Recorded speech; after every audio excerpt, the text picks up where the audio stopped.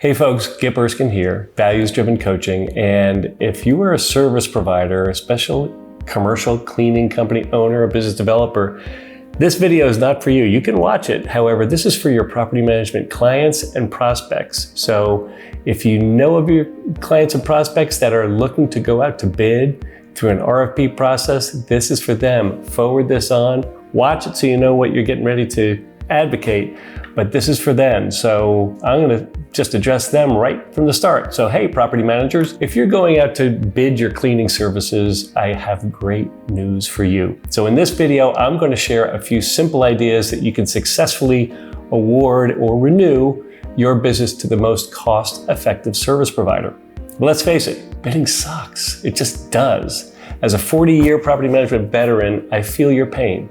I've been there. It takes time pulling together an RFP, reviewing the scope of work, inviting the right service providers to the bid process, more on that later. And what about making a change? That's even more painful. Think about it's like pulling teeth to actually make the right change. So to do it right, the whole process takes time and effort. Well, by watching this video, you'll be equipped with the best ways of pulling this off, the whole process, and feeling great about the outcome. First, let's talk about the RFP, or request for proposal.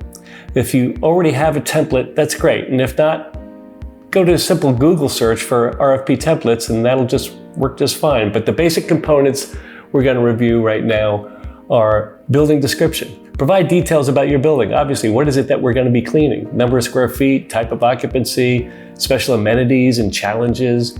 And how about the actual scope of work? We usually use some old ones, so clearly defining what's required, the frequency in the specific areas, and carpet cleaning, restroom sanitation, the whole thing needs to be part of your scope. Pricing structure, and I'll talk more about this in a bit, but specify the desired pricing format, like rate per cleanable square foot per month, per monthly cost. How do you bake in sales tax, supply costs, etc., and require a breakdown, including the nightly, day staff, supplies, and any other potential services. Submittal instructions. You need to provide clear instructions on how to submit proposals, including the deadline, required format. Is it email only or hard copy, and how many copies?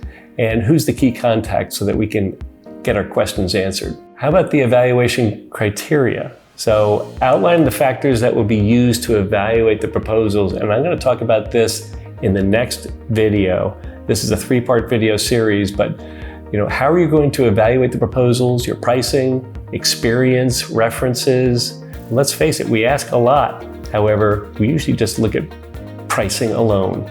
I want to try and change that.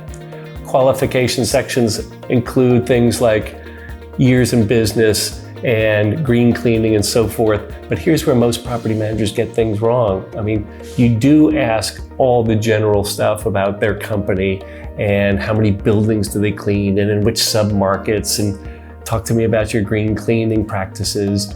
That's all well and good, but what do you do with that information? How does that bake into your calculus? No, really.